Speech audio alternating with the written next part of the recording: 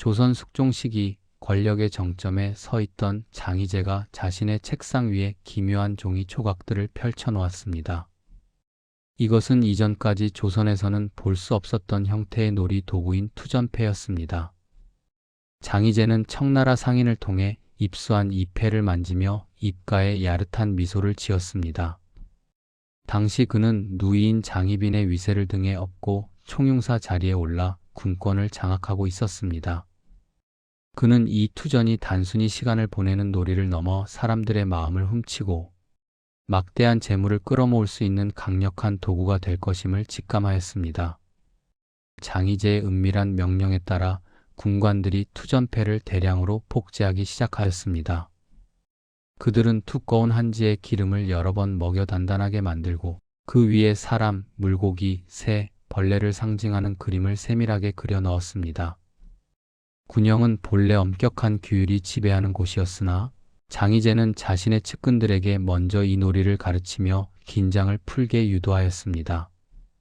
군사들 사이에서 손에서 손으로 종이 패가 전달되기 시작하였고 평소 고요하던 군영의 밤에는 묘한 활기와 긴장감이 감돌기 시작하였습니다. 투전은 군영의 담장을 넘어 궁궐 내부로 빠르게 침투하였습니다. 장희제와 결탁한 내관들이 방 안에 모여 앉아 촛불 아래 투전패를 섞기 시작하였습니다. 조선 왕조실록의 기록에 따르면 장희제는 성격이 호탕하고 투전을 매우 즐겨 이를 주변에 널리 퍼뜨렸다고 전해집니다. 내관들은 처음 접하는 이 기묘한 놀이에 순식간에 매료되었습니다.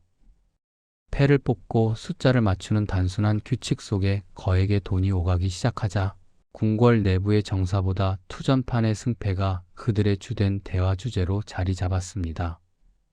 장희제의 수하들이 도성 내의 거상들과 세력 있는 양반들을 비밀리에 소집하였습니다. 장희제는 투전판을 직접 설계하고 운영하며 이를 통해 막대한 비자금을 조성해 나갔습니다. 당시 투전은 8줄의 패로 구성되어 있었으며 각 줄은 숫자를 상징하는 특유의 그림으로 세밀하게 나뉘어 있었습니다. 판돈이 커질수록 돈을 잃은 자들은 장희제에게 고개를 숙여 도움을 청하였고 돈을 따려는 자들은 그에게 줄을 서기 시작하였습니다. 투전판은 단순한 도박장을 넘어 권력의 은밀한 거래처로 변질되었습니다. 도성 내에 기이한 종이놀이가 유행한다는 보고가 숙종의 귀에 들어갔습니다. 관리들은 민심이 점차 흉흉해지고 도박으로 가산을 탕진하는 자들이 급증하고 있다며 사태의 심각성을 우려하였습니다. 하지만 당시 남인의 세력이 강성하고 장희제의 영향력이 막강하였기에 대신들은 장희제의 이름을 직접 거론하지 못하고 현상만을 보고하였습니다. 숙종은 눈썹을 크게 찌푸리며 도성 내에 번지는 이 불길한 유행의 실체를 파악하기 위해 고심에 빠졌습니다. 권력층에서 시작된 투전은 들불처럼 빠르게 평민들에게 전파되었습니다. 주막 평상 위에서 보따리 상들과 장꾼들이 모여 앉아 거친 손놀림으로 투전패를 돌렸습니다. 이전의 바둑이나 장기와 달리 투전은 한 판이 마무리되는 속도가 매우 빨랐으며 그만큼 재물이 오가는 속도 또한 비정상적으로 빨랐습니다. 사람들은 생업인 농사일이나 장사보다 패를 읽는 법에 더 열중하였습니다. 저작거리 곳곳에서는 돈을 잃고 울부짖는 소리와 패를 내리치는 소리가 밤새도록 끊이지 않았습니다. 장희제는 투전판을 운영하여 얻은 막대한 수익으로 매일같이 화려한 연회를 베풀었습니다. 그는 투전이 조선의 풍속을 근본적으로 바꾸고 있음을 확인하며 이를 즐겼습니다. 역사적 기록에 따르면 장희제는 성격이 거칠고 탐욕스러웠으며 투전을 통해 확보한 부를 바탕으로 자신의 정치적 세력을 더욱 견고하게 다져 나갔습니다. 그는 투전패 한 장으로 사람의 운명을 좌지우지할 수 있다는 오만한 자신감에 도취되었습니다. 술상 위에는 안주 대신 투전패가 올라왔고 권력자들은 이를 돌리며 광기 어린 웃음을 터뜨렸습니다.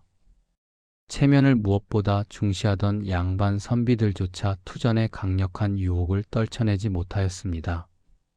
밤마다 은밀하게 사랑채에 모인 선비들은 외부의 눈을 피해 촛불을 낮게 켜고 투전패를 손에 잡았습니다.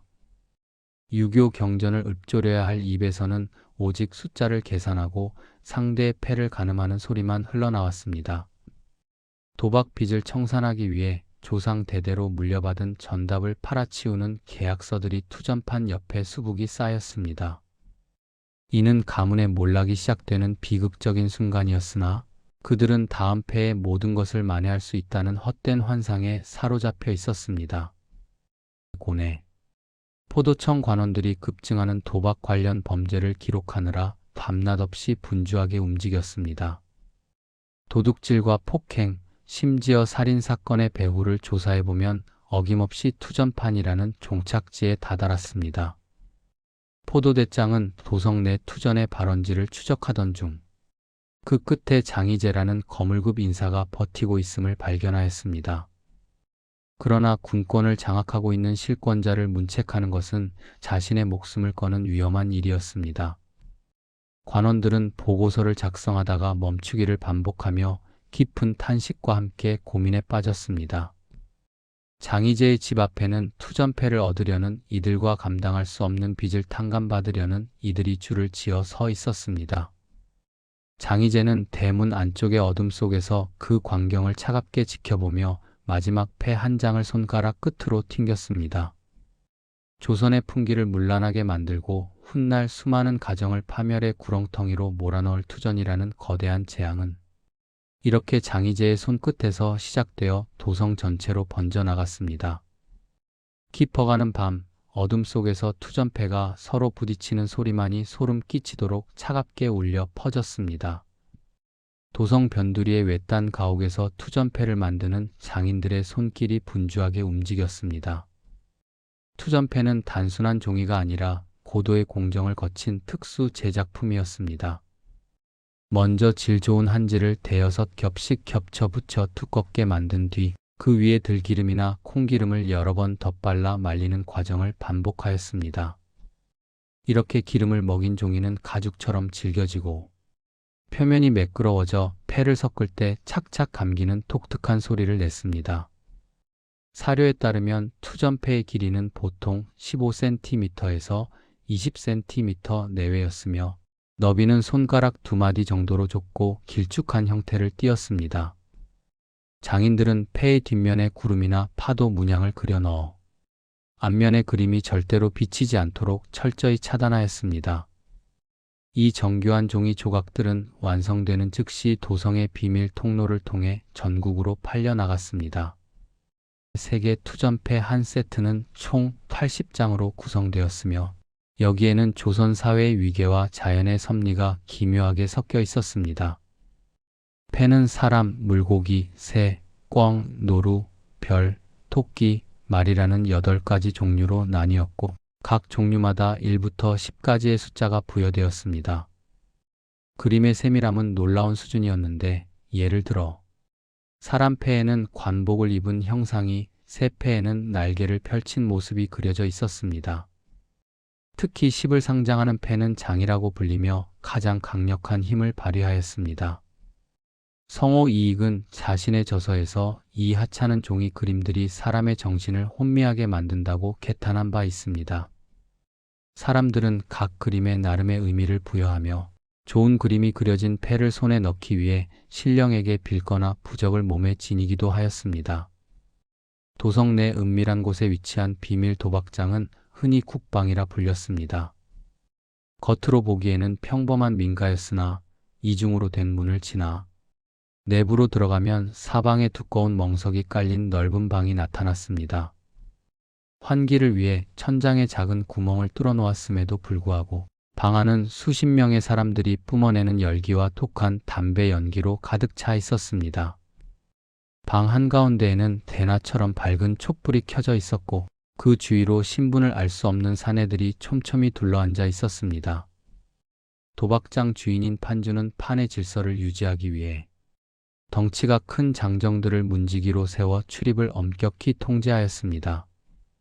이곳에서는 신분제의 엄격함 대신 오직 판돈의 액수만이 서열을 결정하는 유일한 척도였습니다. 잔혹한 규칙 투전판에서 가장 인기가 높았던 놀이 방식은 가보잡기였습니다.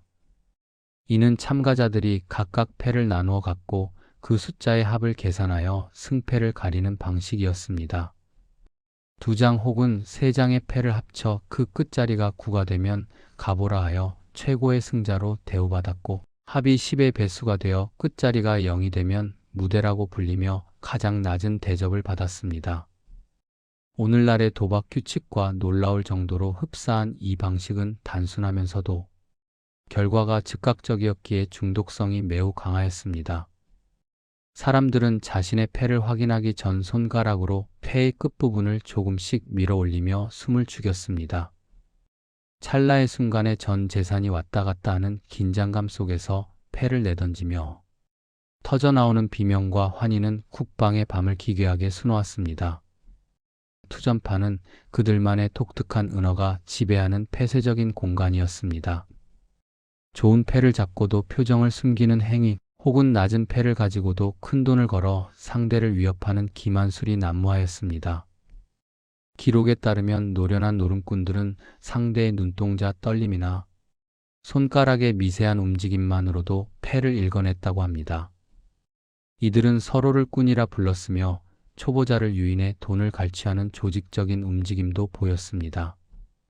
돈을 잃어도 개평은 챙겨준다는 식의 묘한 동료의식이 존재했으나 이는 사실 다시 도박판으로 불러들이기 위한 미끼에 불과하였습니다. 정직하게 패를 운용하는 자는 결코 승자가 될 수 없었으며 상대를 끊임없이 의심하고 속여야만 살아남는 비정한 심리전이 매 판마다 반복되었습니다. 자금 조선 후기 화폐 경제의 발달은 투전의 규모를 비약적으로 키우는 기폭제가 되었습니다. 이전의 물물 교환이나 쌀, 포 위주의 거래와 달리 상평 통보라는 화폐는 휴대가 간편하고 계산이 빨랐습니다. 사람들은 주머니에 엽전 꾸러미를 차고 다니며 언제 어디서든 투전판을 벌일 수 있게 되었습니다. 실록의 기록에 따르면 시장에서 물건을 판 상인들이 번 돈을 그대로 투전판에 쏟아붓는 일이 비일비재하였습니다. 돈이 돌지 않고 도박판에 묶이게 되자 국가 경제에도 악영향을 미치기 시작하였습니다. 관아에서는 화폐의 유통량이 줄어드는 원인을 조사하다가 그 상당수가 투전판의 판돈으로 사장되어 있다는 사실을 확인하고 경악을 금치 못하였습니다. 그늘 도박판에는 항상 돈을 빌려주는 전문적인 조직인 전계가 기생하였습니다. 이들은 판돈이 떨어진 노름꾼들에게 즉석에서 엽전을 빌려주었는데 그 이자는 상상을 초월하는 수준이었습니다. 하루만 지나도 원금에 맞먹는 이자가 붙는 경우도 허다하였습니다. 전계를 운영하는 자들은 대개 지역의 유지나 관아의 아전들과 결탁하여 법망을 피했습니다. 돈을 갚지 못하는 자들에게는 가혹한 응징이 뒤따랐습니다. 조상 대대로 내려온 문전 옥답을 강제로 빼앗거나 빚 대신 아들이나 딸을 노비로 매도하는 계약서에 강제로 수인을 찍게 하였습니다. 투전판 뒤편에서는 매일같이 피눈물을 흘리는 이들의 절규가 담장을 넘어 새어나왔으나 탐욕에 눈먼 이들은 그 소리를 듣지 못하였습니다. 투전의 독버섯은 양반과 안방인 규방까지 깊숙이 침투하였습니다. 부녀자들은 가채머리에 쓰는 가발을 화려하게 꾸미고 모여 앉아 은밀하게 투전을 즐겼습니다. 이들은 주로 폐물을 판돈으로 걸었는데 비녀나 가락지는 물론이고 가문 대대로 내려오는 보물까지 판에 올렸습니다. 영조와 정조 시기에 내린 가채 금지령은 단순한 사치 억제책이 아니라 가채를 사거나 도박 빚을 갚기 위해 가산을 탕진하는 부녀자들의 비행을 막으려는 고육지책이기도 하였습니다.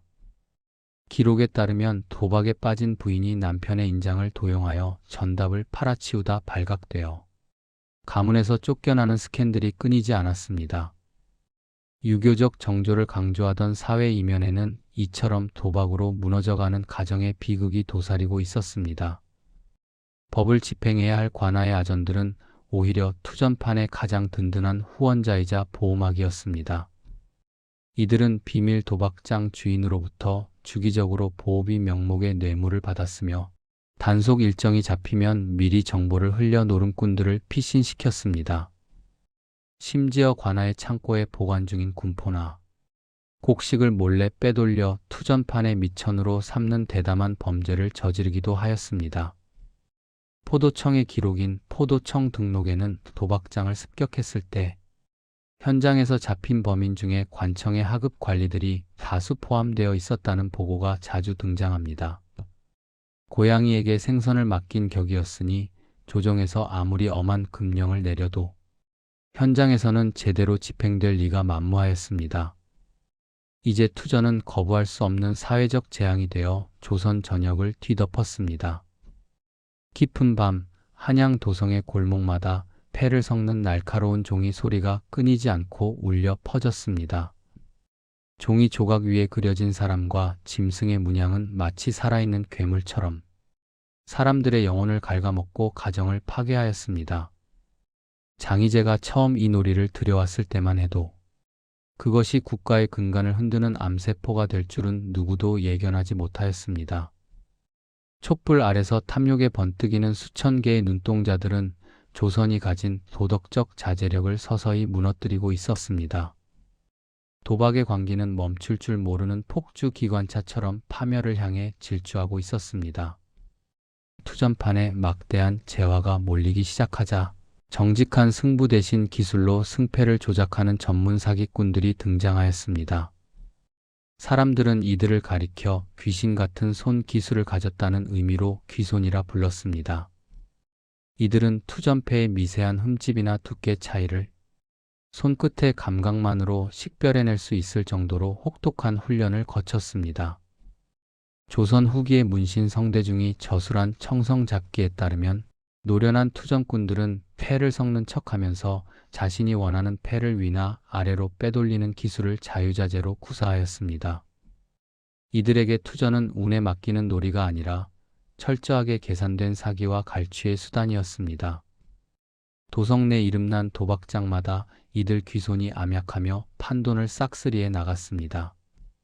식인 귀손들이 사용하는 가장 기초적이면서도 강력한 기술은 패에 자신들만의 표식을 남기는 식인이었습니다.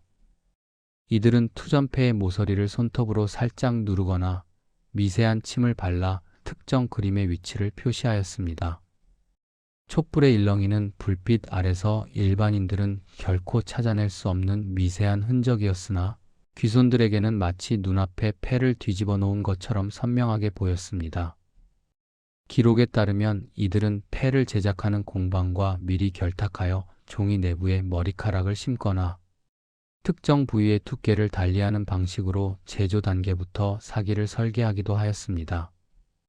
종이 한 장에 목숨을 건 사람들은 자신이 이미 짜인 판 위에서 춤추는 광대라는 사실을 꿈에도 알지 못하였습니다. 장치의 기술 투전판에 긴박한 순간 귀손들은 소매 속에 미리 숨겨둔 좋은 패를 꺼내 판에 깔린 패와 순식간에 맞바꾸는 기술을 선보였습니다. 이를 장치라고 불렀는데 이는 오늘날 도박판의 전형적인 속임수 기법과 일맥상통하였습니다. 이들은 소매가 넓은 도포 자락을 이용하여 눈을 깜빡이는 찰나보다 빠르게 패를 교체하였습니다. 사료에 의하면 이 기술을 연습하기 위해 귀손들은 매일같이 기름을 바른 패를 수천 번씩 돌리며 손가락의 근육을 단련하였습니다. 만약 현장에서 발각될 경우 손가락이 잘리거나 목숨을 잃을 수도 있는 위험한 도박이었으나 눈앞에 쌓인 상평 통보의 유혹은 그 모든 공포를 압도할 만큼 강력하였습니다. 귀손은 결코 혼자 움직이지 않았습니다. 이들은 이른바 바람잡이라 불리는 조력자들과 조를 짜서 움직였습니다. 바람잡이들은 평범한 손님인 척판에 끼어들어 분위기를 띄우거나 돈을 많이 딴 것처럼 연기하여 희생양인 물주를 안심시켰습니다. 또한 상대방이 좋은 패를 잡았을 때는 일부러 말을 걸어 주의를 분산시키거나 촛불을 건드려 잠시 어둡게 만드는 방식으로 귀손이 기술을 쓸 시간을 벌어주었습니다. 실록의 범죄 기록을 보면 이러한 조직적 사기에 걸려든 부유한 양반이나 상인들이 불과 하룻밤 사이에 모든 가산을 탕진하고 자결에 이르는 비극이 빈번하게 발생하였음을 알 수 있습니다. 야사에는 당대 최고의 기술자로 불렸던 인물들에 대한 기묘한 이야기들이 전해집니다. 그중 김선생이라 불린 한 사내는 투전패 80장의 순서를 단 한 번 섞는 모습만 보고도 완벽하게 외웠다고 전해집니다. 그는 도성 내 권세가들의 도박판에 초대받아 타인의 재산을 합법적으로 약탈하는 해결사 역할을 수행하였습니다. 그는 결코 무리하게 돈을 따지 않았고 상대방이 눈치채지 못할 정도로만 조금씩 판돈을 챙기는 치밀함을 보였습니다. 하지만 그 역시 결국에는 더 젊고 빠른 손을 가진 다른 귀손에게 패배하여 비참한 최후를 맞이했다는 전설 같은 이야기는 도박판의 허망함을 여실히 보여줍니다. 투전판의 승부는 손기술뿐만 아니라 고도의 심리전에서도 결정되었습니다. 귀손들은 일부러 낮은 패를 잡았을 때 거액의 돈을 거는 배포를 부려 상대방이 겁을 먹고 판을 포기하게 만들었습니다.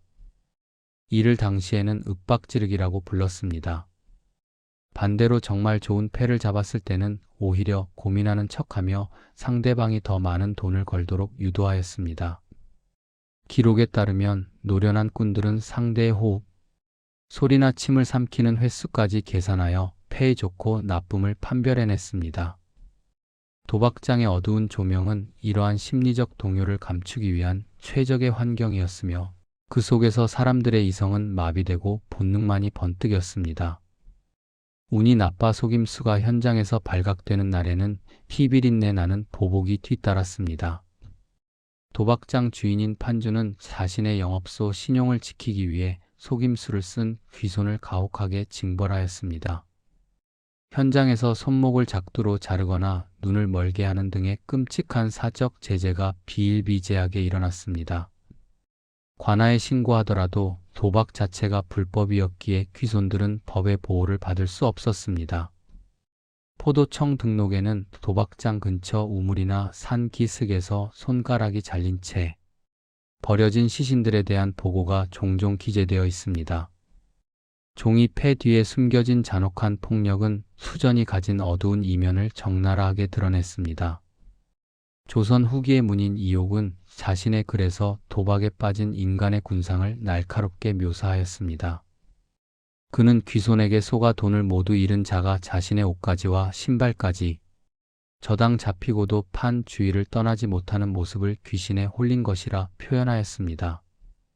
심지어 손가락이 잘린 귀손이 남은 손가락 사이에 패를 끼워 다시 도박판에 나타났다는 기록은 투전의 중독성이 얼마나 지독했는지를 증명합니다.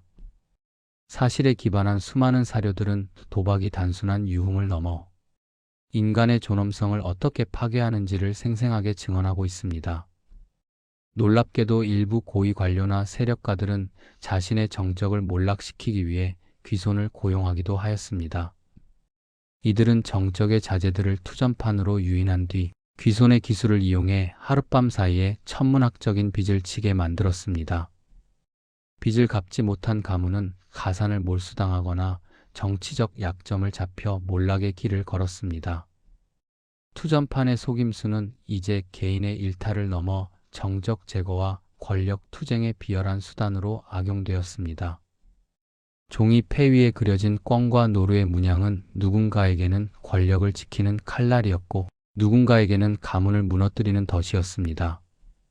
장희제로부터 시작된 투전은 귀손이라는 기형적인 전문가 집단을 낳으며 조선 사회의 도덕적 근간을 뒤흔들었습니다. 이들이 구사하던 속임수 기술과 심리전의 방식은 훗날 다른 형태의 도박으로 계승되며 끈질긴 생명력을 이어갔습니다. 귀손들이 남긴 것은 화려한 승전보가 아니라 파괴된 가정과 타락한 인간들의 잔해뿐이었습니다. 촛불이 꺼진 뒤 빈 투전판에 남겨진 것은 주인을 잃은 엽전 몇 푼과 기름진 종이 조각뿐이었으나 사람들은 그 허망함을 알면서도 다시 어둠 속으로 모여들었습니다. 기술로 운명을 바꿀 수 있다고 믿었던 귀손들의 오만함은 결국 조선 사회 전체를 도박이라는 거대한 수렁으로 밀어넣고 있었습니다. 투전계의 결성 조선 사회의 아름다운 미풍양속이었던 개 문화가 투전과 결합하며 기괴한 형태로 변질되었습니다. 본래 혼례나 장례와 같은 큰일을 돕기 위해 조직되었던 개는 이제 도박 자금을 전문적으로 융통하는 투전계로 탈바꿈하였습니다. 사료에 따르면 도성 안팎의 한량들과 부유한 상인들은 거액의 판돈을 마련하기 위해 정기적으로 돈을 모아 계를 조직하였습니다. 이들은 매달 일정 금액을 납입하고 차례가 돌아오면 목돈을 받아 투전판으로 향하였습니다. 하지만 이는 상부상조가 아닌 타인의 고열을 짜내어 자신의 도박 미천을 마련하는 추악한 쟁탈전이었습니다. 투전계의 번성은 곧 조선의 공동체 윤리가 무너지고 있음을 알리는 신호탄이었습니다. 투전계의 중심에는 자금을 관리하며 높은 이자를 챙기는 계주들이 있었습니다. 이들은 판돈이 급한 노름꾼들에게 장변이라 불리는 고리대금을 빌려주었습니다. 장변은 오늘 빌려 내일 갚더라도 엄청난 이자가 붙는 악독한 대출 방식이었습니다. 실록의 기록에 따르면 이 이율은 법정 이자율을 수십 배 상회하였으며 한 번 빚을 지면 평생을 갚아도 원금을 줄이지 못하는 늪과 같았습니다. 계주들은 관아의 실권자들과 결탁하여 법망을 피했고 돈을 갚지 못하는 이들에게는 무자비한 폭력을 행사하였습니다. 투전판의 화려한 조명 뒤에는 고리대금에 신음하며 목숨을 끊으려는 이들의 절망적인 한숨이 가득하였습니다. 투전계에서 빌린 돈을 갚지 못하면 가장 먼저 가문이 생계 수단인 전답이 넘어갔습니다. 노름꾼들은 빚 독촉에 시달리다 못해 조상 대대로 물려받은 옥토를 헐값에 계주에게 넘기는 문서를 작성하였습니다. 당시의 토지 매매 계약서에는 도박 빚으로 인해 땅을 넘긴다는 사실을 숨기기 위해 거짓 사유를 적는 경우가 많았으나 관아의 조사 결과 그 실체가 드러나기도 하였습니다. 성호 이익은 자신의 저서에서 투전패 한 장이 수천 평의 땅을 삼키고 100가구의 생계를 끊어놓는다며 통탄하였습니다. 농민들이 일구어 놓은 풍요로운 대지는 투전판의 탐욕 속에 조금씩 황무지로 변해갔습니다. 투전계의 수하들은 돈을 갚지 않는 채무자들을 사적으로 납치하여 감금하는 만행을 저질렀습니다. 이들은 도성 근처의 낡은 창고나 비밀 가옥에 사람을 가두고 가족들에게 연락하여 몸값을 요구하였습니다. 이는 사실상의 유괴와 다를 바 없었으나 도박빚이라는 약점 때문에 피해자 가족들은 관아에 신고조차 하지 못하고 전전긍긍하였습니다. 실록에는 이러한 사적 제재가 너무 심해져 민심이 흉흉해지자 조정에서 엄중 단속을 지시한 기록이 등장합니다. 매를 맞고 뼈가 부러진 채 길가에 버려진 노름꾼들의 모습은 투전계가 만든 지옥도의 단면이었습니다. 가장 참혹한 비극은 도박빚을 갚기 위해 가족을 파는 일이었습니다. 투전계의 압박을 견디지 못한 아비가 어린 딸을 기생집에 팔거나 아들을 노비로 매도하는 계약서에 서명하는 일이 실제로 벌어졌습니다. 법전인 대명률과 조선의 형법은 인신매매를 엄격히 금지하였으나 지하 경제인 투전판에서는 법보다 주먹과 돈이 앞섰습니다. 빚쟁이들은 채무자의 집으로 들이닥쳐 가재도구를 약탈하는 것도 모자라 사람까지 끌고 갔습니다. 한 장의 종이 폐에 눈이 멀어 혈육을 팔아넘긴 자들의 오열은 투전이 가져온 도덕적 파멸의 정점이었습니다. 투전계가 이토록 기승을 부릴 수 있었던 배경에는 관아 아전들의 묵인이 있었습니다. 아전들은 계주로부터 정기적인 상납금을 받는 대가로 수사 정보를 흘려주거나 채무자들이 고발을 하러 오면 오히려 협박하여 돌려보냈습니다. 포도청 등록에 따르면 도박장을 비호하던 세력 중에는 하급 관리뿐만 아니라 고위 관료의 하인들도 다수 포함되어 있었습니다.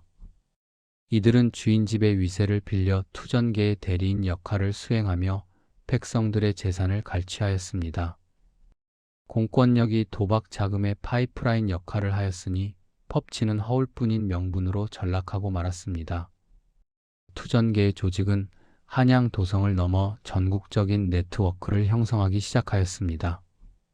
삼남 지방의 장씨를 중심으로 투전계가 조직되어 보부상들과 지방 향리들을 끌어들였습니다. 지방의 투전계는 한양보다 단속이 느슨하다는 점을 악용하여 더욱 대담하게 활동하였습니다. 기록에 따르면 지방 수령이 새로 부임하기도 전에 투전계 조직원들이 먼저 찾아가 뇌물을 바치며 판을 벌였다고 합니다. 전국적으로 연결된 이 도박의 거미줄은 조선의 경제적 동맥을 갉아먹으며 국가 전체의 생산성을 저하시키는 암세포로 성장하였습니다. 투전계는 결국 누군가의 희생 없이는 유지될 수 없는 구조였습니다.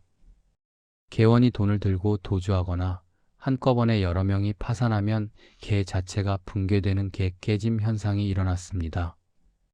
이때 모든 것을 잃은 개원들이 집단으로 자결하거나 행방불명되는 사건들이 야사에 전해집니다.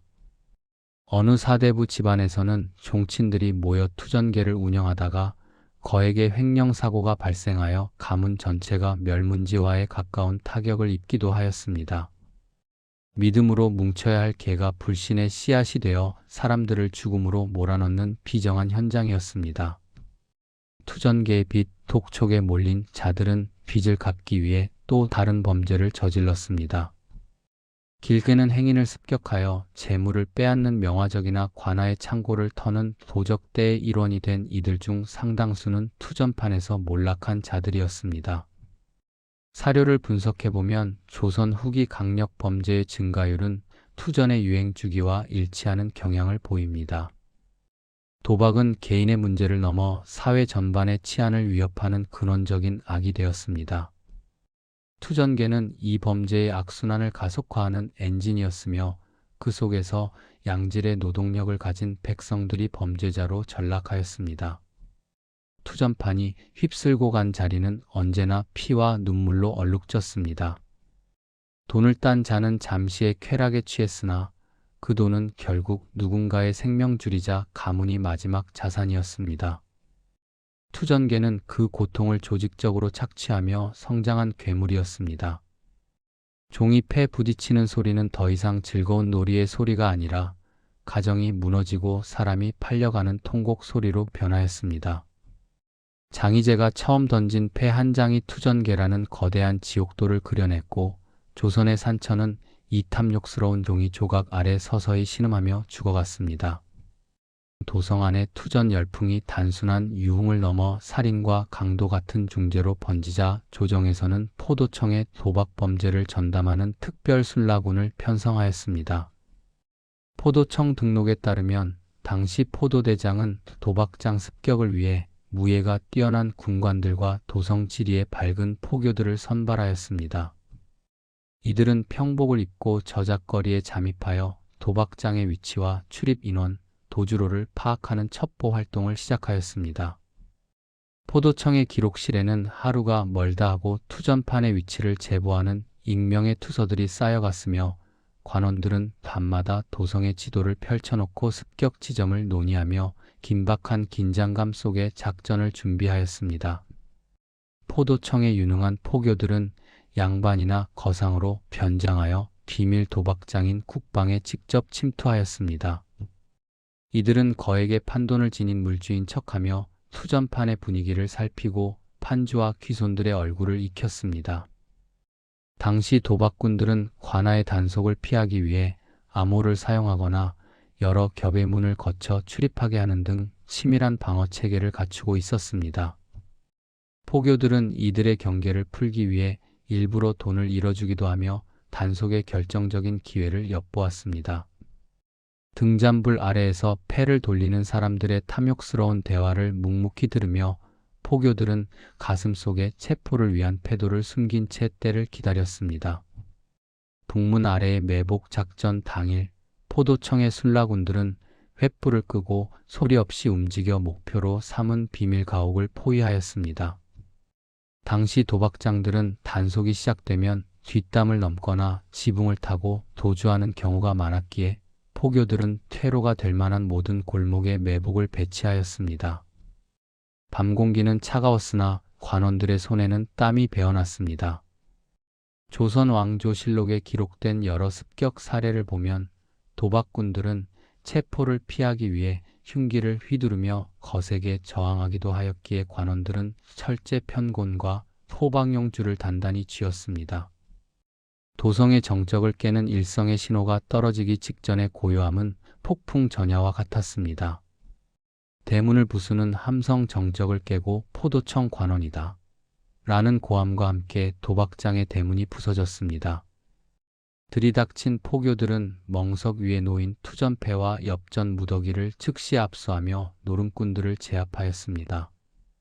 갑작스러운 습격에 혼비백산한 사람들은 촛불을 걷어차 불을 끄고 어둠 속에서 도망치려 발버둥 쳤습니다. 좁은 방 안은 순식간에 아수라장으로 변하였고 패를 챙기려는 자와 돈을 들고 뛰려는 자들이 뒤엉켜 아우성이 터져 나왔습니다. 관원들은 준비해온 쇠사슬을 휘둘러 도주하는 자들의 발을 묶었으며 현장에 남은 투전패와 판도는 범죄의 명백한 증거물로 괴짝에 담겼습니다. 단속의 현장에서는 신분과 체면이 무너지는 광경이 목격되었습니다.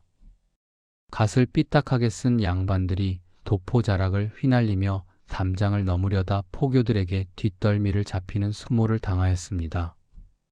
어떤 이들은 하인으로 변장하여 빠져나가려 하거나 마루 밑이나 굴뚝 속에 숨어 있다가 검게 그을린 모습으로 끌려 나오기도 하였습니다.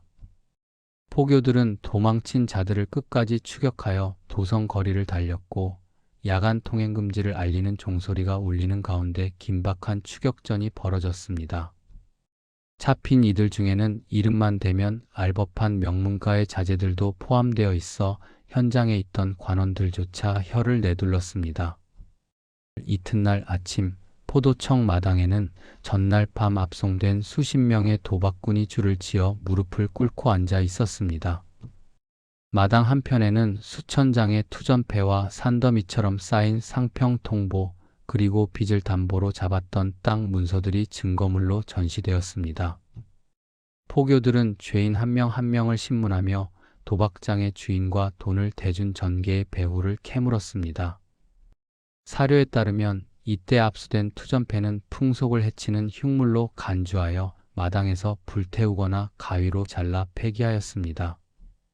불타는 종이 폐의 매캐한 연기는 도성 하늘로 퍼져나갔으나 죄인들은 매를 맞으면서도 잃은 돈 생각에 눈을 떼지 못하는 중독된 모습을 보였습니다. 냉혹한 처벌의 집행 도박죄에 대한 처벌은 매우 엄격하였습니다. 경국대전과 이후의 법령에 따르면 도박을 한 자는 장형곤장에 처하였으며 상습범이나 판돈이 큰 경우에는 먼 섬으로 유배를 보냈습니다. 특히 양반의 경우 도박을 하다가 적발되면 관직이 박탈되는 것은 물론 가문이 족보에서 이름이 지워지는 불명예를 안아야 했습니다. 하지만 처벌보다 무서운 것은 도박빚으로 인해 파산한 현실이었습니다. 곤장을 맞고 풀려난 자들은 돌아갈 집이 없거나 빚쟁이들이 기다리는 거리로 내몰렸습니다. 관아의 처벌은 육체적 고통을 주었으나 도박의 굴레는 그들의 영혼까지 완전히 파괴한 상태였습니다. 엄격한 단속 속에서도 돈과 권력을 가진 자들은 법망을 빠져나갔습니다. 고위 관료의 자제나 유력 가문의 인물들은 포도청 상층부에 압력을 넣거나 막대한 뇌물을 바쳐 기록에서 이름을 지웠습니다. 포교들이 목숨을 걸고 잡아온 범인들이 상부의 명령 한마디에 훈방 조치되는 일이 빈번하자 하급 관원들 사이에서는 자조 섞인 목소리가 터져 나왔습니다. 성호사설에서 이익은 이러한 불공정한 집행이 도박을 근절하지 못하는 근본 원인 중 하나라고 지적하였습니다. 법은 가난한 백성들에게만 엄격하였고 투전판의 진짜 배후인 권세가들은 여전히 어둠 속에서 패를 돌리고 있었습니다. 끊이지 않는 숨바꼭질 포도청의 대대적인 단속이 끝난 지 불과 며칠 지나지 않아 도성 다른 쪽에서는 다시 투전판이 벌어졌습니다. 도박꾼들은 단속을 피하기 위해 더 깊은 지하로 숨어들거나 상갓집이나 잔칫집으로 위장하여 판을 벌였습니다. 포도청과 도박꾼들 사이의 숨바꼭질은 끝이 없었습니다. 도박장 주인들은 단속 비용을 미리 판돈에 포함하여 챙겼고 귀손들은 더욱 정교한 속임수를 개발하여 단속의 눈을 피했습니다. 기록에 따르면 어떤 도박장은 도성 밖 산속 동굴이나 강가 배 위에서 열리기도 하였습니다. 국가의 공권력이 미치지 않는 사각지대를 찾아 탐욕의 불꽃은 끊임없이 타올랐습니다. 밤마다 벌어지는 이 치열한 추격전의 기록들은 포도청 등록에 빽빽하게 담겨 후대에 전해졌습니다. 이는 단순한 범죄 보고서를 넘어 한 시대가 도박이라는 광기에 어떻게 무너져 갔는지를 보여주는 처절한 증언이었습니다. 관원들이 휘두른 몽둥이와 포박용 줄은 일시적인 억제책일 뿐 사람들의 마음속에 깊이 박힌 일확천금의 망상을 뿌리 뽑지는 못하였습니다. 포도청 마당에 남겨진 핏자국과 불탄 투전패의 재는 탐욕의 결말이 얼마나 허망한지를 경고하고 있었으나 여전히 밤에 장막이 내리면 도성 곳곳에서는 누군가가 은밀하게 대문을 두드리는 소리가 들려왔습니다. 성리학적 도덕관으로 무장해야 할 사대부의 서재인 사랑채의 기묘한 긴장감이 흐릅니다. 책상 위에는 마땅히 있어야 할 논어나 맹자 대신 들기름을 먹여 반질반질해진 투전패 뭉치가 놓여 있습니다. 선비는 낮에는 단정한 의관을 갖추고 예법을 논하지만 밤이 되면 촛불을 낮게 켜고 은밀하게 패를 섞습니다. 당시 기록인 청성잡기에 따르면 도박에 빠진 문사들은 경전의 구절을 외우는 대신 투전패의 문양을 구별하는 법을 익히는 데 더 많은 시간을 할애하였습니다. 학문을 닦아야 할 붓은 잉크가 말라붙었고 선비의 손가락은 패를 돌리는 기술을 익히느라 굳은 살이 박여갑니다. 야심한 시각, 도포자락을 여민 양반들이 남의 눈을 피해 한자리에 모입니다. 이들은 신분과 격식을 따지던 평소의 모습은 온데간데 없이 멍석 위에 둘러앉아 거친 말을 내뱉으며 판돈을 겁니다. 투전판에서는 서열이 파괴됩니다. 명문가의 종손도 과거를 준비하던 유생도 오직 손에 쥔 패의 숫자에만 집착합니다. 실록의 기록에 의하면 이들은 도박 자금을 마련하기 위해 집안의 노비를 팔거나 대대로 내려온 보물을 전당 잡히는 일도 서슴지 않았습니다. 양반으로서의 자존심과 가문의 명예는 붉은 촛농이 떨어지는 속도보다 빠르게 녹아내리고 있었습니다. 과거 시험이 열리는 식년시를 앞두고 한양으로 올라온 지방의 유생들 사이에서도 투전은 역병처럼 번졌습니다. 공부에 전념해야 할 이들이 주막 뒷방에 모여 투전판을 벌이는 통에 부모가 보내준 노잣돈과 책값을 하룻밤 사이에 탕진하는 일이 비일비재하였습니다. 어떤 유생은 시험장에서 답안지를 채우는 대신 투전패의 순서를 계산하다가 백지로 제출하여 가문의 기대를 저버리기도 하였습니다. 성균관 근처에서도 은밀한 도박판이 열렸으며 예비 관료들이 도덕적 자제력을 잃고 도박의 수렁에 빠져드는 광경은 조선의 미래가 어두워지고 있음을 상징적으로 보여주었습니다. 도박 빚이 감당할 수 없을 정도로 불어나면 선비들은 결국 가문의 경제적 기반인 토지에 손을 댑니다. 조상 대대로 물려받은 문전옥답을 매각하는 서류에 수인을 찍는 순간 가문의 몰락은 기정사실이 됩니다.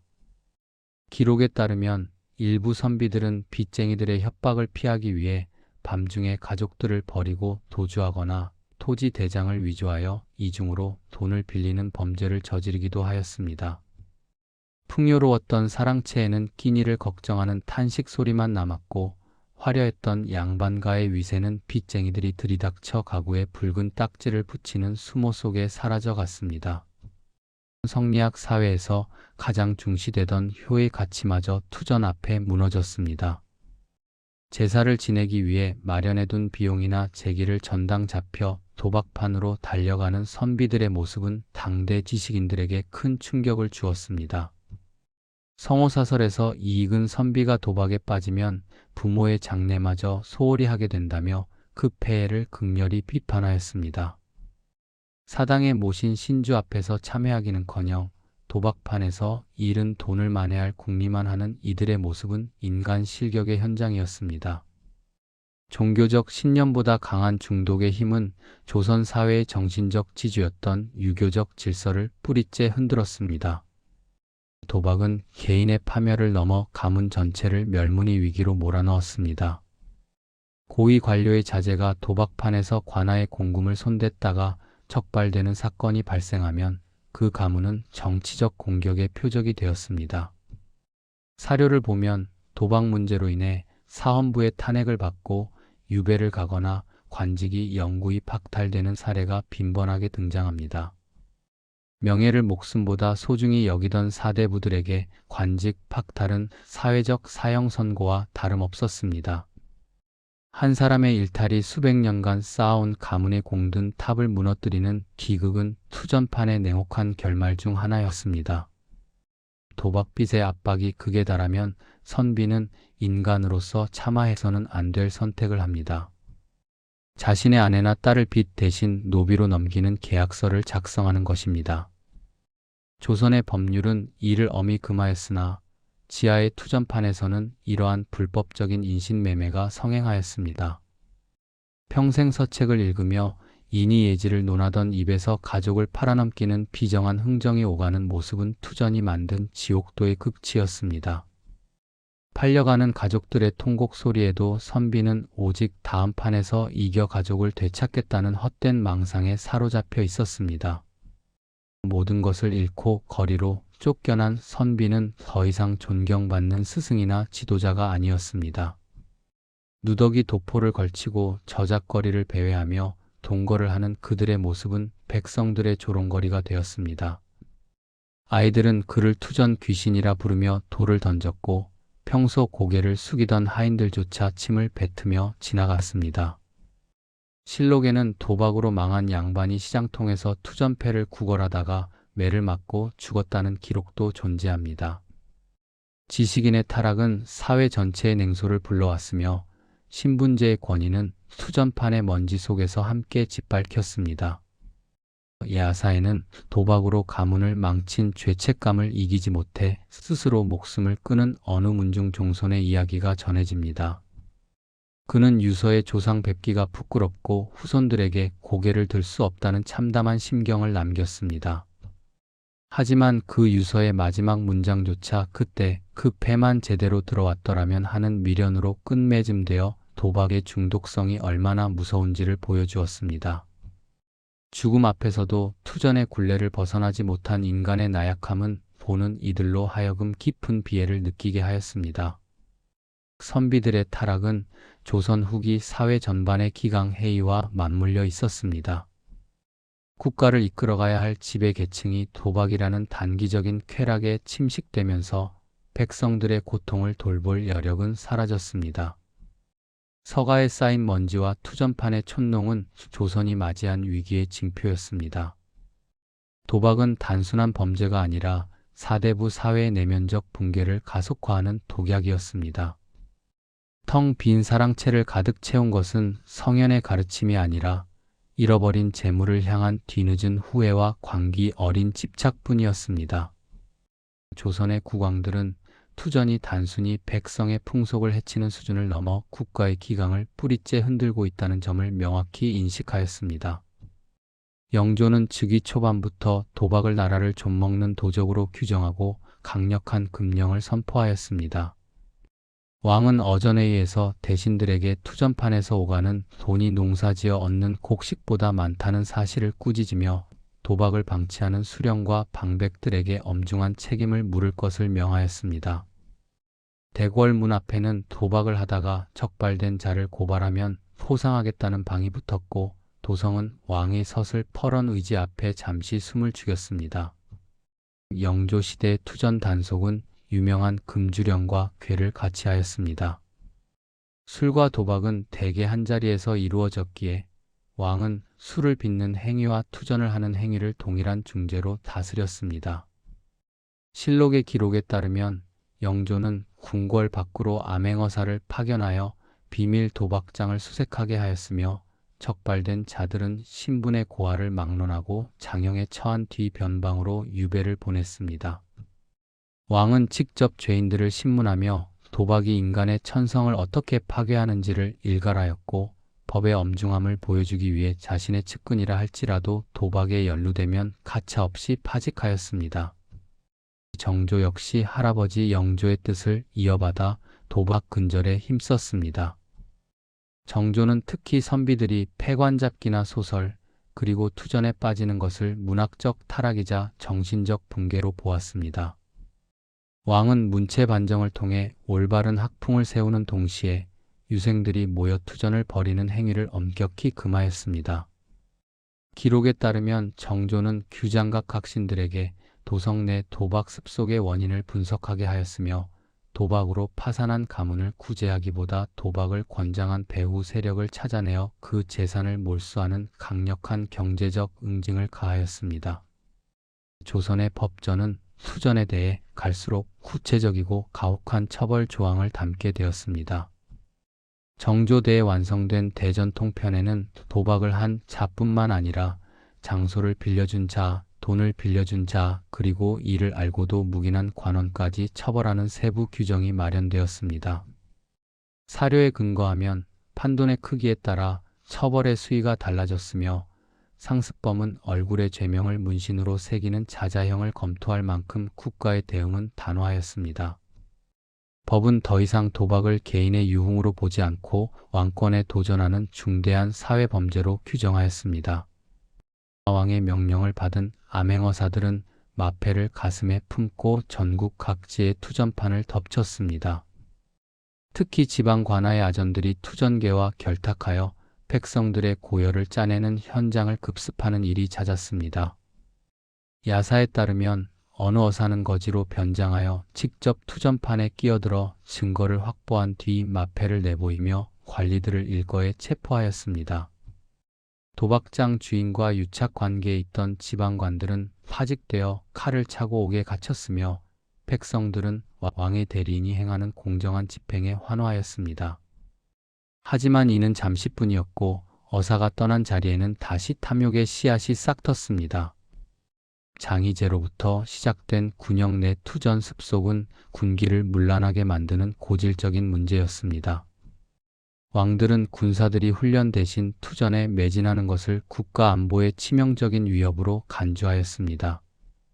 훈련도감이나 금이영 등 주요 군영에서는 정기적으로 군장 조사를 실시하여 소지품 속에서 투전패가 발견될 경우 즉결 처형에 준하는 엄벌을 내렸습니다. 기록에 따르면 군량미를 빼돌려 도박 자금으로 쓴 군교들이 효수되어 저작거리에 내걸리는 참혹한 광경도 벌어졌습니다. 왕은 칼을 든 군사가 도박에 빠지는 순간 그 칼은 백성을 위협하는 흉기가 된다는 점을 경계하였습니다. 왕은 도성 한복판에서 압수된 투전패 수만 장을 쌓아놓고 불태우는 시각적인 퍼포먼스를 통해 경고를 보냈습니다. 검은 연기가 도성 하늘을 뒤덮는 가운데 왕은 이종이 조각이 타 없어지듯 도박의 망상도 사라져야 한다는 전교를 내렸습니다. 하지만 이러한 소각식에도 불구하고 투전패를 만드는 비밀 공방은 끊이지 않았습니다. 사료에 따르면 장인들은 왕의 눈을 피해 산속 동굴이나 배 위에서 패를 찍어냈으며 소각된 패보다 더 많은 패가 다시 시장에 유통되었습니다. 왕과의 전쟁에서 도박꾼들은 더욱 치밀하고 은밀하게 움직였습니다. 단순한 형벌만으로는 도박을 막을 수 없다고 판단한 조정은 연좌제 성격의 사회적 압박을 강화하였습니다. 도박을 하다가 걸린 선비의 집안은 향교나 서원에서 이름을 삭제하고 그 자녀들의 과거 응시를 제한하는 방안이 논의되었습니다. 이는 명예를 중시하는 조선 사회에서 가장 치욕적인 처벌이었습니다. 가문 내부에서도 도박을 하는 자를 파문하거나 관아에 직접 고발하여 선처를 구하는 일이 벌어졌습니다. 왕은 법을 넘어 사회적 공분을 유도하여 도박을 수치스러운 행위로 낙인 찍으려 노력하였습니다. 수많은 금령과 처벌에도 불구하고 투전이 줄어들지 않자 국왕들은 깊은 고뇌에 빠졌습니다. 정조는 일기 형태의 기록인 일등록에서 백성들이 도박에 빠지는 것은 단순히 게으름 때문이 아니라 삶의 팍팍함과 일확천금의 유혹 때문임을 간파하고 슬퍼하였습니다. 강력한 법 집행만으로는 사람들의 마음속 깊이 자리 잡은 탐욕을 다스릴 수 없음을 깨달은 것입니다. 왕은 농사짓는 즐거움을 가르치고 검소한 풍속을 장려하였으나 이미 화폐 경제의 맛을 본 도성 사람들에게 투전은 거부할 수 없는 독약과도 같았습니다. 조선의 왕들이 벌인 도박과의 전쟁은 실록의 수많은 페이지를 장식하였습니다. 이는 한 시대를 지키려는 통치자의 고군분투였으나 동시에 거대한 사회적 흐름을 막아내기엔 역부족이었음을 보여주는 기록이기도 합니다.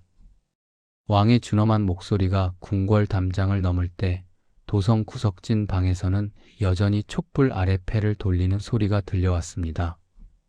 법과 탐욕의 숨막히는 대결은 조선 후기 내내 계속되었으며 그 기록은 오늘날 우리에게 국가가 국민의 도덕적 타락을 막기 위해 얼마나 처절하게 싸웠는지를 생생하게 전해주고 있습니다.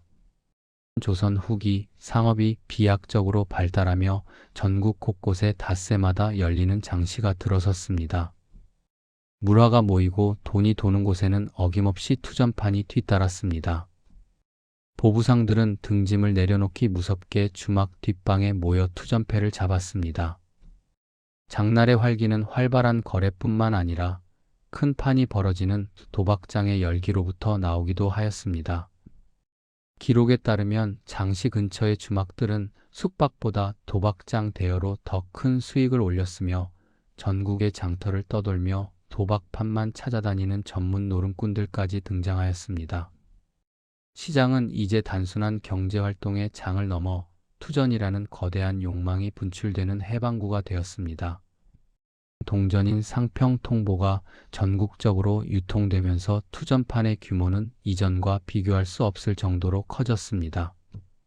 쌀이나 포로 판돈을 걸던 시절에는 운반의 제약 때문에 판이 작았으나 엽전은 꾸러미로 묶어 간편하게 휴대할 수 있었습니다. 사료에 의하면 큰 판에서는 수만 양의 엽전이 오갔으며 이를 운반하기 위해 말이나 수레가 동원되는 진풍경이 벌어지기도 하였습니다. 화폐의 편리함은 도박의 접근성을 높였고 이는 곧 가계 경제의 파탄으로 이어졌습니다. 시장에 돌아야 할 자금이 도박판에 묶이면서 물가가 요동치고 상거래 질서가 어지러워지는 부작용이 속출하였습니다. 나그네의 쉼터였던 주막은 투전의 유행과 함께 도박장의 거점으로 변질되었습니다. 주모들은 노름꾼들에게 술과 안주를 나르며 판돈의 일부를 자릿의 명목으로 챙겼습니다. 주막의 뒷방은 외부의 시선을 피하기에 최적의 장소였으며 관아의 단속이 시작되면 비밀 통로를 통해 도주할 수 있도록 설계된 곳도 있었습니다. 성호사설에서 이익은 주막마다 투전 소리가 끊이지 않아 길 가는 나그네가 쉴 곳이 없다고 개탄하였습니다. 주막은 정보를 교환하는 곳에서 탐욕을 거래하는 곳으로 그 성격이 완전히 바뀌어 버렸습니다.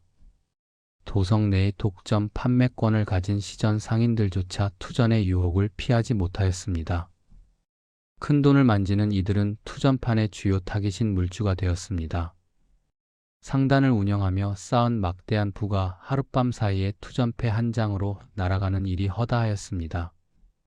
기록에 따르면 도박빚을 갚기 위해 시전의 영업권을 넘기거나 창고의 물건을 헐값에 처분하는 상인들이 늘어났습니다.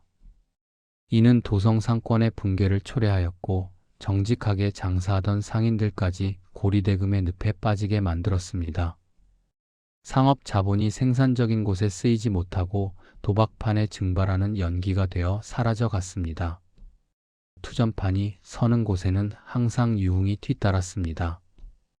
돈을 딴 자들은 기생집으로 몰려가 거액의 돈을 뿌리며 승리를 자축하였습니다. 이로 인해 도박장 주변에는 화려한 술집과 기생들이 모여들어 기묘한 상권을 형성하였습니다. 도박 빚을 받으러 온 채권자들과 돈을 쓰려는 승자들이 뒤엉켜 거리는 밤마다 소란스러웠습니다. 사실에 근거한 야사들을 보면 도박으로 돈을 번 기생이 직접 투전판에 전주로 나서는 경우도 있었습니다. 도박은 유흥업과 결탁하여 조선 후기 도시의 밤 문화를 더욱 자극적이고 소모적인 방향으로 이끌었습니다. 시장의 발달은 생업을 포기하고 오직 도박만으로 먹고 사는 한라치라는 부류를 낳았습니다. 이들은 특정한 거처 없이 전국의 장시와 도박장을 전전하며 초보 노름꾼들의 돈을 갈취하였습니다. 한라치들은 투전패를 다루는 기술이 귀신 같았으며 험악한 인상과 위협적인 언사로 판의 분위기를 주도하였습니다. 이들은 시장의 치안을 어지럽히는 주요 원인이었으나 관아 아전들과 결탁하여 단속을 교묘히 피했습니다. 정당한 노동 대신 사기와 도박으로 연명하는 이들의 존재는 당시 사회의 건전한 노동 윤리가 얼마나 심각하게 훼손되었는지를 단적으로 보여주었습니다. 판돈이 오가는 현장에서는 크고 작은 분쟁이 끊이지 않았습니다. 패를 돌리는 순서나 판돈 계산을 두고 벌어진 시비는 곧장 거친 싸움으로 번졌습니다. 시장통 한복판에서 멍석을 깔고 싸우는 노름꾼들의 모습은 흔한 풍경이 되었습니다. 기록에 따르면 도박판의 시비가 칼부림으로 이어져 인명사고가 발생하는 경우가 빈번하였습니다. 평화로워야 할 시장의 아침은 전날 밤 도박판에서 벌어진 폭력의 흔적과 깨진 술병들로 얼룩졌습니다. 도박은 시장의 질서를 무너뜨리고 사람들을 난폭하게 만드는 독소와 같았습니다. 투전이 성행할수록 시장의 물가는 비정상적으로 요동쳤습니다. 도박 자금을 마련하기 위해 곡물을 사재기하거나 매점 매석하는 상인들이 생겨났기 때문입니다. 또한 도박빚에 몰린 농민들이 농기구와 종자까지 팔아치우면서 생산량이 급감하는 악순환이 반복되었습니다. 실록에는 흉년이 아닌데도 고가가 치솟는 이유 중 하나로 도박으로 인한 자금 왜곡을 지목한 보고서가 등장합니다. 백성들의 식탁은 부실해졌으나 투전판의 고리대 금업자들은 시장의 혼란을 틈타 더 큰 부를 축적하였습니다. 과거의 시장이 정과 덤이 오가는 공동체의 장이었다면 투전이 지배하는 시장은 냉혹한 계산과 배신이 난무하는 장소로 변하였습니다. 사람들은 서로를 믿지 못하고 의심의 눈초리로 바라보았습니다. 아이들은 시장에서 상거래 대신 어른들이 던지는 투전패 문양을 먼저 배웠습니다. 18세기 이후의 풍속화에는 도박에 열중하는 사람들의 모습이 사실적으로 묘사되어 있는데 이는 투전이 얼마나 깊숙이 민중의 삶에 뿌리 내렸는지를 증명합니다. 시장의 순수한 활기는 사라지고 그 자리를 일확천금을 노리는 삿된 욕망이 채웠습니다. 해가 저물고 시장의 장막이 내리면 거리에는 모든 것을 잃고 허탈하게 앉아있는 이들의 그림자만 남았습니다. 그들이 시장에서 하루 종일 땀 흘려번 돈은 수전판의 종이 조각 몇 장에 의해 타인의 주머니로 흘러 들어갔습니다. 시장의 거리는 조선 경제의 심장이었으나 투전은 그 심장에 박힌 가시와 같았습니다.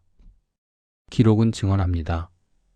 도박이 바꾼 거리는 더 이상 희망의 공간이 아니었으며 탐욕이 남긴 상처만이 깊게 패여 있었다는 사실을 말입니다. 시장의 소란함 뒤에 가려진 파멸의 징조는 조선의 쇠락을 소리 없이 예고하고 있었습니다. 성리학적 규범이 지배하던 조선 사회에서 여인들의 공간인 안채는 외부와 차단된 정숙한 곳이었습니다.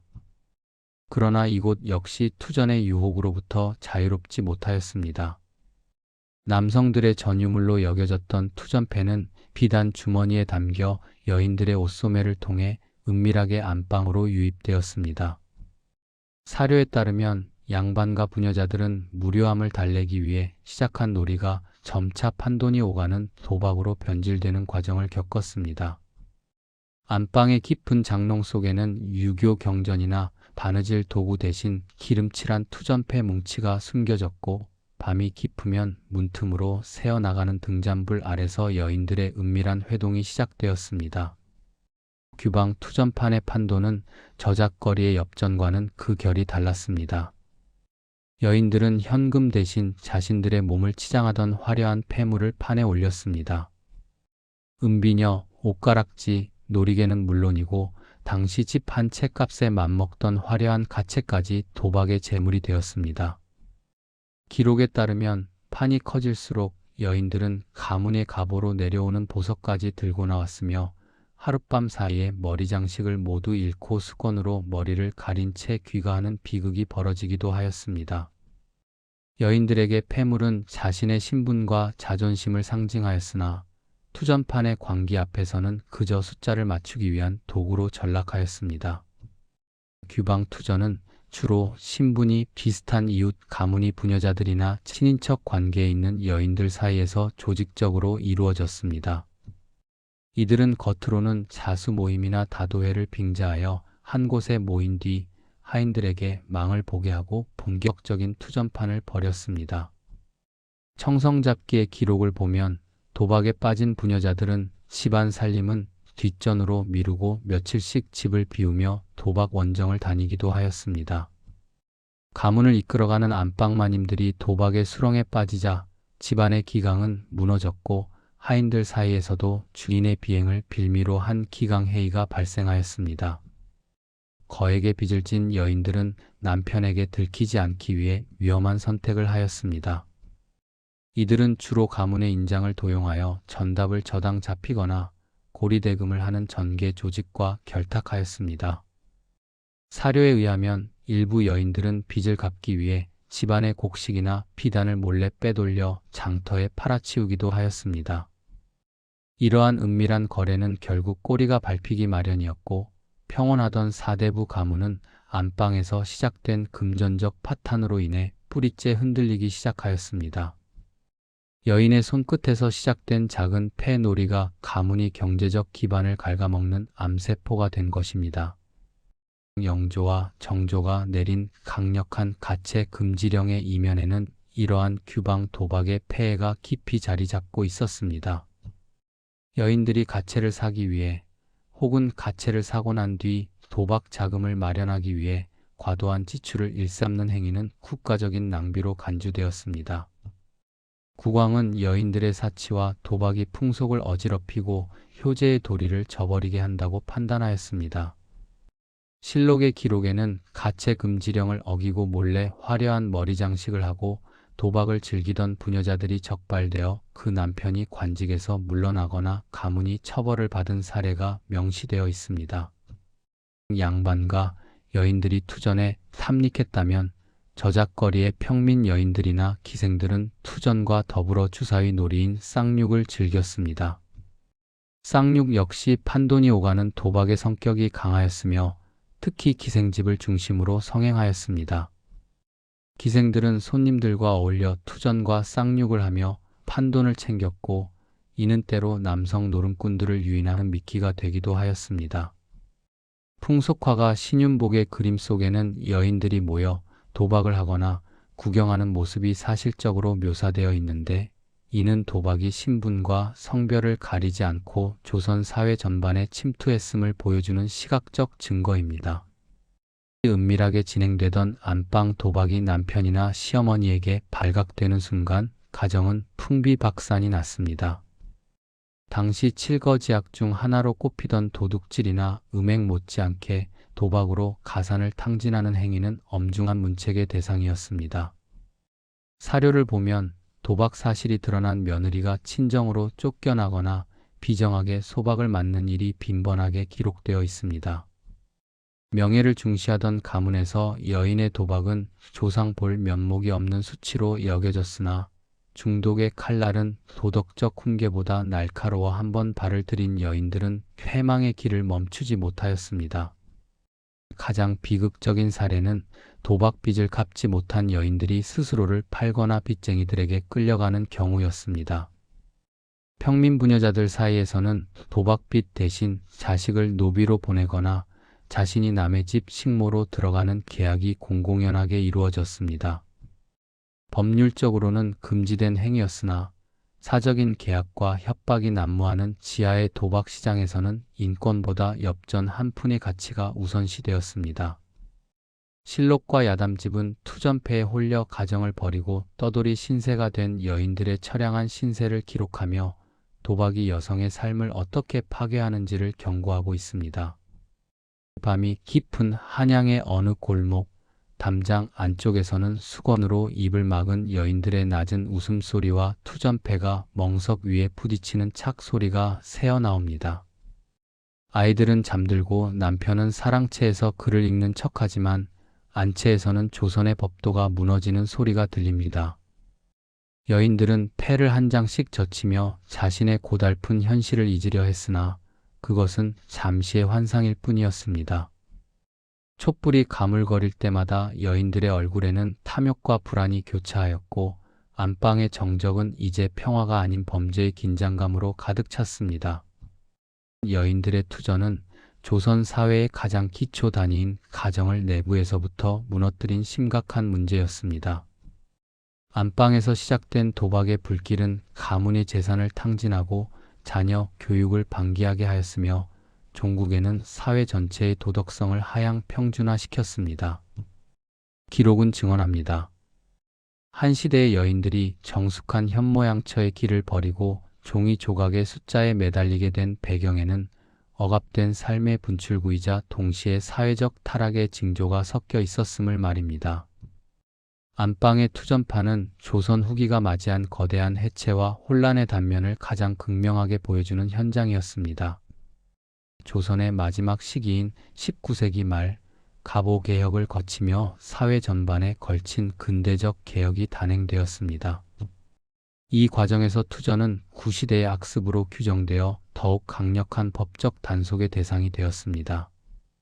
새로운 경찰 제도가 도입되면서 도성 내 국방에 대한 상시적인 감시 체계가 갖추어졌고 전통적인 투전패는 근대적인 도박 기구들과 섞이며 서서히 자취를 감추기 시작하였습니다. 하지만 수백 년간 이어져 온 도박의 습속은 제도 하나로 사라지지 않았습니다. 종이 패를 쥐던 노름꾼들의 손은 새로운 형태의 도박 도구를 찾아 움직였으며 이는 조선이 근대로 넘어가는 길목에서도 여전히 해결하지 못한 고질적인 사회적 과제로 남았습니다. 투전이 쇠퇴하기 시작한 결정적인 계기는 일본으로부터 유입된 화투였습니다. 투전패보다 작고 단단하며 화려한 색채를 지닌 화투는 투전이 가졌던 오락성과 중독성을 그대로 계승하며 빠르게 조선의 안방과 저작거리를 장악하였습니다. 실록과 당시 기록에 따르면 사람들은 8줄의 복잡한 투전 규칙 대신 화투의 직관적인 규칙에 매료되었습니다. 투전패를 만들던 기름종이 공방들은 문을 닫았고 장의제로부터 시작되어 조선 후기를 풍미했던 80장의 종이 조각들은 역사의 뒤안길로 밀려났습니다. 투전은 사라졌으나 일확천금을 노리는 도박의 본질은 화투라는 새로운 옷을 입고 더욱 견고하게 뿌리를 내렸습니다. 투전은 사라졌지만 그 치열했던 판 위에서 탄생한 용어들은 오늘날 우리가 사용하는 언어 속에 깊이 박혀 유산으로 남았습니다.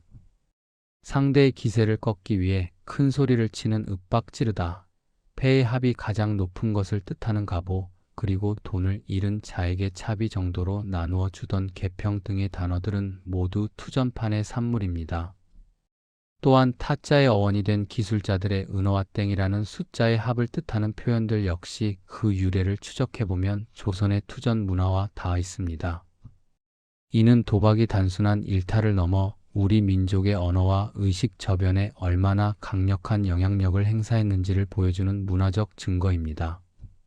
조선 왕조의 수많은 사료는 투전이 개인과 가문을 어떻게 파괴했는지에 대한 방대한 중독 보고서를 남겼습니다. 성호사설이나 청성잡기에 기록된 노름꾼들의 비참한 말로는 현대의 도박 중독 치료 현장에서 나오는 증언들과 소름 끼칠 정도로 일치합니다. 손가락을 자르고도 다시 패를 잡거나 가족을 팔아넘기면서도 다음 판의 승리를 확신하는 인간의 나약함은 시대를 초월하는 경고가 되었습니다. 조선의 문인들이 남긴 기록은 도박이 단순한 금전적 손실이 아니라 인간의 존엄성과 도덕성을 근본적으로 말살하는 행위임을 역사적 사실을 통해 엄중히 꾸짖고 있습니다. 김홍도와 신윤복 등 당대 최고의 화가들이 남긴 풍속화 속에는 투전에 몰입한 조선인들의 모습이 생생하게 보존되어 있습니다. 갓을 뒤로 젖히고 패를 쪼는 사내의 눈빛, 초조하게 판돈을 바라보는 노인, 그 곁을 지키는 바람잡이들의 표정은 텍스트보다 더 강렬하게 당시의 사회상을 증언합니다. 이러한 예술적 유산은 투전이 조선 후기 민중의 가장 보편적이면서도 파괴적인 유흥이었음을 시각적으로 증명합니다. 그림 속의 인물들은 수백 년의 시간을 건너와 우리에게 탐욕의 끝에 무엇이 남는지를 묵묵히 보여주고 있습니다. 투전판의 자금을 융통하던 전개의 고리대금 방식과 조직 운영 체계는 근대 이후 지하 경제와 사채 시장의 원형이 되었습니다. 관아와 결탁하여 법망을 피하고 폭력적인 수단으로 채권을 회수하던 투전계의 수법은 현대 불법 금융 조직에서도 그 흔적을 찾을 수 있습니다. 조선시대에 이미 완성된 이 거대한 지하 경제 시스템은 국가 경제의 건전성을 해치고 취약계층을 파멸로 몰아넣는 악순환의 기틀이 되었습니다. 투전이 남긴 유산 중 가장 어둡고 끈질긴 것이 바로 이 착취의 메커니즘이라 할 수 있습니다. 영조와 정조를 비롯한 조선의 왕들이 펼친 끊임없는 도박과의 전쟁은 국가의 통제력이 국민의 본능적 욕망을 어디까지 다스릴 수 있는가에 대한 질문을 남겼습니다. 수천 장의 패를 불태우고 엄한 형벌을 내려도 탐욕의 불길은 사그라지지 않았습니다. 이는 법적 처벌보다 중요한 것이 건전한 노동의 가치와 사회적 안전망이라는 사실을 역설적으로 보여줍니다. 국가가 강력한 금지 명령만으로 사회적 질병을 치유하려 할 때 발생하는 한계와 부작용은 오늘날의 정책 결정자들에게도 시사하는 바가 매우 큽니다. 투전으로 인한 양반 가문의 대량 몰락은 역설적으로 조선 신분제의 해체를 가속화하는 역할을 하였습니다. 가산을 탕진하고 거지가 된 선비들은 더 이상 유교적 가치를 대변할 수 없었으며 돈을 모아 양반 신분을 사는 자들이 그 빈자리를 채웠습니다. 투전파는 돈이 신분보다 앞서는 전도된 가치관을 실험하는 공간이었고, 여기서 시작된 신분제의 균열은 조선 사회가 근대적 평등 사회로 나아가는 의도치 않은 계기가 되었습니다. 종이 폐 위에 새겨진 문양들은 신분이라는 허울을 벗겨내고 인간의 날 것 그대로의 탐욕을 드러내며 시대의 변혁을 재촉하였습니다. 오늘날 민속학적 관점에서 투전은 사라진 전통 놀이 중 하나로 연구되기도 합니다. 80장의 패에 담긴 정교한 그림과 복잡한 규칙은 당시 조선의 인쇄 기술과 예술적 수준을 보여주는 유물이기도 합니다. 그러나 이를 단순한 놀이로만 보기에 투전이 남긴 상처는 너무나 깊었습니다. 유희와 도박의 경계가 무너졌을 때 공동체가 어떤 대가를 치러야 하는지에 대한 투전의 교훈은 여전히 유효합니다. 전통이라는 이름 아래 가려진 탐욕의 역사를 직시하는 것 또한 투전이 우리에게 남긴 중요한 유산입니다. 장희제의 손끝에서 시작된 조선의 투전 역사는 한 시대의 파멸과 혼란을 관통하며 오늘날까지 우리 곁을 맴돌고 있습니다. 형태는 스마트폰 속의 사이버 도박이나 화려한 카지노로 바뀌었으나 일확천금을 꿈꾸며 패를 뒤집는 자들의 눈동자에는 수백 년 전 국방에 앉아있던 노름꾼의 광기가 그대로 서려 있습니다. 투전이 남긴 진정한 유산은 화려한 종이 패가 아니라 인간이 가진 끊임없는 탐욕에 대한 서글픈 증언입니다. 조선의 밤을 지배했던 투전 소리는 멈추었으나 그 탐욕의 유령은 여전히 우리 사회의 그늘진 곳에서 새로운 재물을 기다리고 있습니다.